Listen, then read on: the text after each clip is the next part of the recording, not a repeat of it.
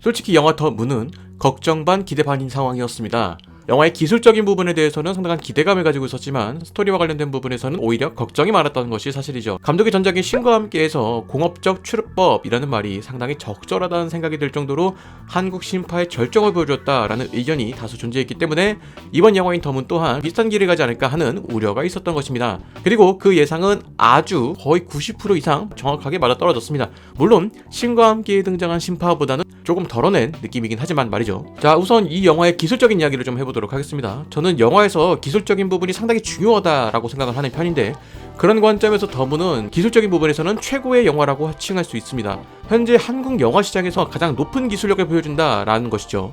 자, 여기서 말하는 기술력이라는 것은 단순히 CG나 VFX만 이야기하는 것이 아닙니다. 영화에 등장하는 여러 에피소드의 연결이나 소품과 세트, 촬영, 연출 등 영화에 등장하는 모든 부분에 대한 기술을 의미합니다.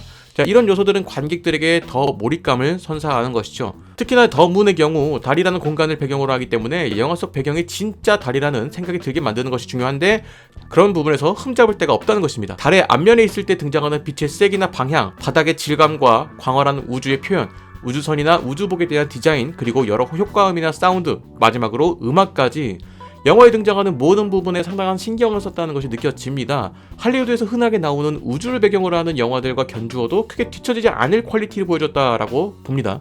자, 무엇보다 영화의 흐름상 필요한 장면들을 적재적소에 잘 넣었다라는 생각이 듭니다. 특히나 달에서의 폭발 장면들은 상당히 인상적이었습니다. 이런 요소들이 들어가는 것이 관객들의 몰입도를 확 끌어올리기 때문에 굉장히 중요한 포인트가 되거든요.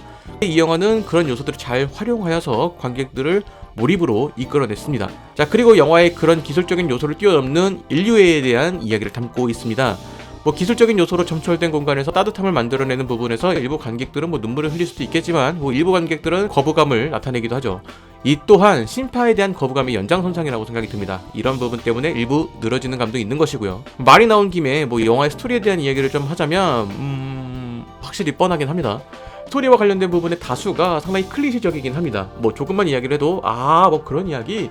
라는 생각이 들 정도로 상당히 창의적이지 않은 이야기 전개라고 생각을 합니다. 그런데 한편으로는 애초에 이 더 문이라는 영화는 한국 영화의 기술적 성취를 보여주기 위한 영화라는 생각이 들기도 했습니다. 과거 제임스 카메론 감독이 알리타 배틀엔젤을 만들기 위해서 아바타를 만들었다라는 이야기처럼 기술적 성취를 보여주기 위한 영화라는 생각이 듭니다. 단적인 예로 김용화 감독은 전작인 신과 함께를 연출한 이후에 두 편의 영화의 제작자로 참여를 했습니다. 백두산과 모가디슈가 바로 그것이죠. 특히나 모가디슈의 경우 기술적으로도 상당한 칭찬을 받았습니다. 거기에 류승환이라는 감독이 함께하여서 상당한 시너지를 만들었던 영화라고 생각을 합니다. 즉, 김용화 감독의 기술적인 노하우와 류승환 감독의 스토리를 만들어내는 능력이 잘 조화를 이룬 작품이라는 것이죠. 이런 식으로 김용화 감독이 이번 영화를 통해서 보여준 기술적 성취는 추후 다른 제작사 및 감독들과 협업을 할 수 있는 가능성을 높였다라고 생각을 합니다. 이전까지는 기술적으로 영상화하지 못했던 누군가의 머릿속에만 있던 이야기가 발전된 기술력을 통해서 영상화가 되어 나올 수 있다라는 것이죠. 한국 영화와 할리우드 영화의 차이가 생기는 점이 바로 이런 지점이라고 생각을 합니다. 기술적으로 표현할 수 있는 범위가 다르기 때문에 한국에서는 표현할 수 없는 너무나도 창의적인 이야기가 할리우드의 기술력으로는 표현이 가능해지는 것이죠. 즉, 영화의 기술력은 표현력을 넓히는 수단이 되는 것이다 라는 겁니다. 자, 그런 관점에서 더 문은 기술적인 표현에 집중한 대신에 스토리와 관련된 창의성 부분에서는 조금 소홀한 것이 아닌가 싶습니다. 그 부분은 확실히 아쉬운 부분이긴 합니다. 물론 둘 다 잘하면 좋겠지만 이런 부분에서 김용화 감독은 기술적인 부분에 많이 특화되어 있는 감독이 아닐까라는 생각이 듭니다. 이 기술적이라는 부분이 단순히 CG나 이런 것들뿐만이 아니라 스토리를 만드는 것에도 기술적인 부분이 필요하거든요. 좋은 이야기들을 많이 가지고 있는 감독이 기술적으로 잘 다듬어지지 않은 그런 영화를 내볼 때가 많은데 김용화 감독이 그런 감독들의 보조자가 되어서 기술적으로 좀 잘 다듬어진 이야기를 만들 수 있는 한국 영화계에서 그런 역할을 할 수 있지 않을까라는 생각이 듭니다. 개인적으로는 달 탐사라는 측면에서 영화 버스트맨의 이야기처럼 달 탐사에 성공했다라는 성취가 주된 코드 중 하나가 아닐까라는 생각을 했었는데 이 영화는 귀환을 다룬 마션과 비슷한 코드의 영화다라는 생각이 듭니다. 심지어 극중 설정으로 보면 한국의 첫 달 착륙인데 이 부분이 너무 쉽게 지나간 느낌입니다. 어떻게 보면 상당히 감동적이고 전율이 이를 수 있는 순간임에도 이 부분이 그냥 넘어가서 조금 아쉬웠습니다.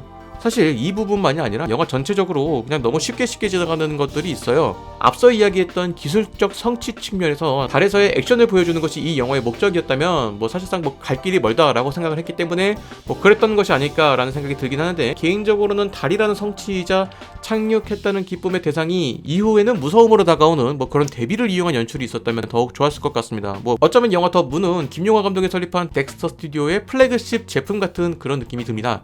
마치 아이폰과 같은 것이죠. 매년 성능이 좋아지는 것을 보면서 누군가는 어차피 전화, 문자, 인터넷밖에 안 하는데 그 좋은 성능 어디 쓰냐 라고 할 수도 있지만, 일단 기기의 성능이 좋으면 나올 수 있는 어플리케이션은 엄청나게 다양해집니다. 실시간 번역 앱이나 고화질 영상 시청 등은 성능이 좋아졌기 때문에 가능한 일인 것이죠.